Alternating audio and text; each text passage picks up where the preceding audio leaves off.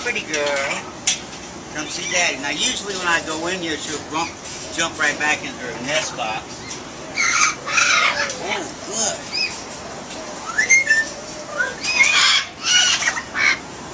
This is my favorite girl. Huh? You be a duck? Sparkle.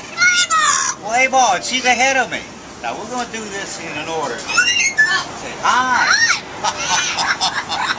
Can you be a duck? Can you be a duck? Quack, quack. Sparkle. Play ball. Play ball. She is 66 years old.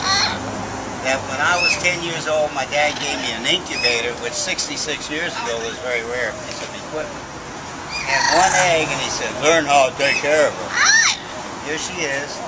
She is a yellow-naped Amazon. Life expectancy to be about 80. She has never been inside. She's been outside her whole life.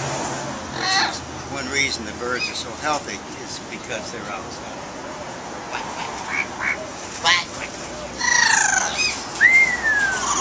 Hello. Quack, quack, quack, quack. Pretty girl. You say bye? No bye. Okay. I'll put her up.